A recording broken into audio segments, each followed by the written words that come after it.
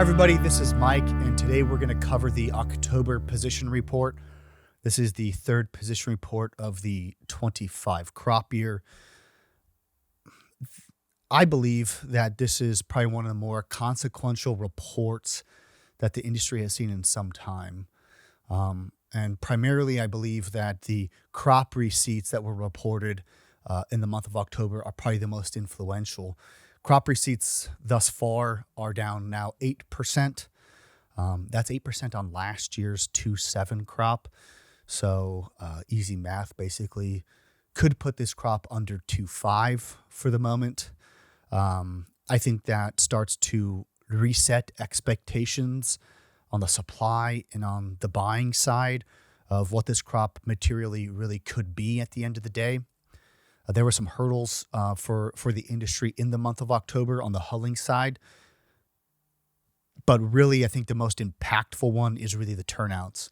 Turnouts that the state is seeing are the worst across all varieties that we've ever seen in history, really.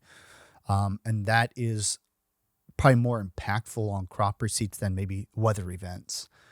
A lot of hullers will start finishing their season by Thanksgiving, which will be close to the end of the month of November. Very few will be running basically past that point in time. I do believe that this crop number or the receipt number really eclipses all of the other data that is contained within this report. We will still go over it. But I do believe that is the most consequential piece here. Shipments for the month were down 3.6%. Really, it was carried by the export markets, which were up 5%. The U.S. domestic market was down 28.5% for the month. The U.S. domestic market is currently down 21% for the first 3 months of the crop year. I think, again, questions continue to swirl. What, why, how? I haven't really heard, again, any great arguments or explanations as to why. Sales for the month were $262 million. Last year, in the month of October, the industry sold $265 million. A 5-year average for October is 250 million pounds sold in the month of October. So 262, I think, is within expectations. It's not a low number. It's not a crazy high number, but I think it's right down the middle for everybody. India, which we've talked about kind of consistently since the beginning, they were flat for the month. They took about 29 million meat pounds of in-shell in the month of October. They're down about 30% for the year, for the crop year, August through October. We believe at some point India will come back into this market, but timing is really everything. The interesting part, I think, though, is when you dissect this, not by destination, but by product type. You look at total kernel shipments. Kernel shipments across the globe are up 12%. In-shell shipments across the globe are down 28%. And we continue to see robust demand from kernel markets. We're seeing decent demand from Southeast Asia. We're seeing good demand out of Europe. We're actually seeing quite robust demand out of the U.S. domestic market. From what we can tell, in-shell production this year is down. Again, from the math that we can do with the limited information that we have, we believe the industry is probably producing anywhere close to about 20% less in-shell compared to the same time period last year.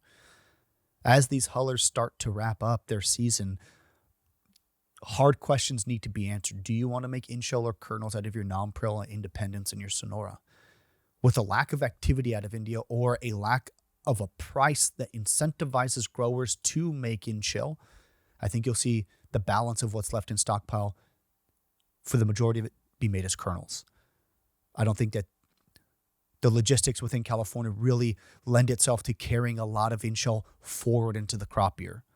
So I think we will, as California, we will end up producing a substantial amount of in-shell less than we did last year.